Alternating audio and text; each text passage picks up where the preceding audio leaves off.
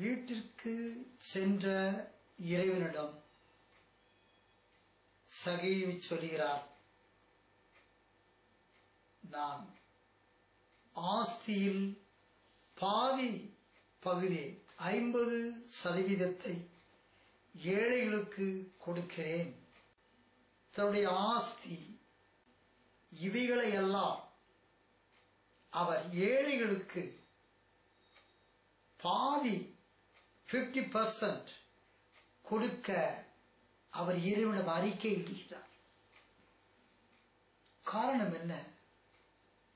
அக்காலகட்டத்திலே ஆண்டவராய் இயேசுவுடைய பிரசங்கங்கள் அனைத்தும் முக்கியமாக பரலோக ராஜ்யம் மனிதன் செல்ல வேண்டும் என்ற முக்கியமான குறிக்கோள் உடையதாக அங்கே அவர் பிரசங்கித்தார். அதற்கு முக்கியத்துவம் கொடுத்து இறைவன் பேசினார். மனம் திரும்புங்கள், பரலோக ராஜ்யம் சமீபித்து இருக்கிறது. பல ஊமைகள் மூலமாக பரலோகம் செல்ல வேண்டும். ஒரு மனிதனுடைய அடிப்படையான எண்ணம், அவனுடைய காரியம், அவன் பரலோகத்துக்கு செல்ல வேண்டும், அவன் நித்திய காலமாய் அவன் வாழ வேண்டிய இடம் பரலோக ராஜ்யம். அதனால் அந்த ஸ்லோகன் இயேசு கிறிஸ்துடைய அந்த சுவிசேஷ காலங்களிலே அதிகமாக சொல்லப்பட்ட ஒரு கருத்து, பரலோக ராஜ்யம் மக்கள் சொல்ல வேண்டும். இந்த ஆதங்கம், இந்த எண்ணங்கள் பெரிய பணக்காரர்களையும் பற்றி கொண்டது. ஆனால் தான் நீங்கள் அதற்கு முந்திய அதிகாரத்திலே பார்ப்பீர்கள் என்றால், ஒரு ஐஸ்வர்யவான் வருகிறார். அவனுடைய வார்த்தைகள் மூலமாகவே அவன் கேட்கிறான், போதகரே, நான் நித்திய ஜீவனை பெற்றுக்கொள்ள என்ன செய்ய வேண்டும்? அந்த காலத்திலே அதிகமாக ஒலிக்கப்பட்ட சத்தியம், ஒவ்வொருவரும் பரலோக ராஜ்யத்திற்கு பங்காளிகளாக மாற வேண்டும் என்ற சத்தியம்தான். இதை யோவான் ஸ்நானகன் முன்னுரைத்தார்.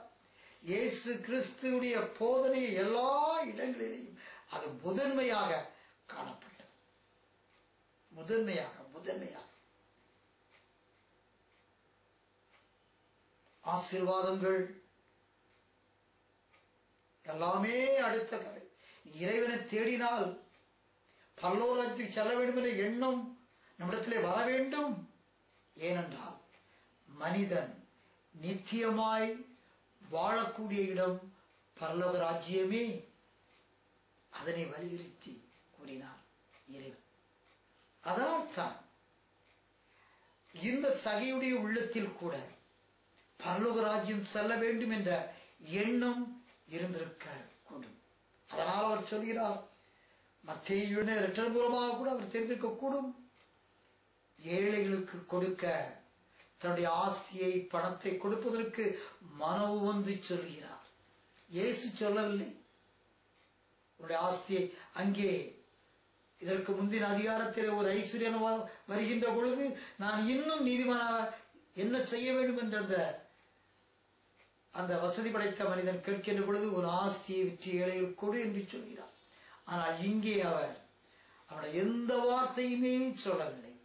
ஆனால் சகையவே சொல்கிறார், ஏழைகளுக்கு கொடுக்க முன் வருகிறார். இன்னும் சொல்கிறார், நான் யாரிடமாவது அநியாயமாய் வாங்கியிருந்தால் நாளத்தனையாய் கொடுக்க, திரும்ப கொடுக்க நான் விரும்புகிறேன். நாளத்தனையாய் கொடுக்க விரும்புகிறார். பழைய பாட்டிலே அபிதமான காரியம் சொல்லப்படுகிறது. அவர் சொன்னது இதோ, யாத்திரையாகமும் 22ஆம் அதிகாரம் 1 சொல்லப்பட்டது போல அவர்தான் 4 மடங்காக கொடுக்கிறேன். இன்னுமாக சீஷனுக்குரிய காரியத்தை அவர் அறிக்கையிடுகிறார். பணத்தின் மேலுள்ள ஒரு அந்த விருப்பத்தை அவர் விட்டு விடுவது போல் காட்டுகிறார். ஆஸ்தி சுகங்கள் பெரிதல்ல என்பதை அங்கே காட்டுகிறார். பணத்தின் மீது அந்த விருப்பத்தை எடுத்து போடுகிறார். அவ்விதமான உண்மையான மனம் திரும்புதலை இறைவன் விரும்புகிறார். இறைவன் விரும்புகிறார்.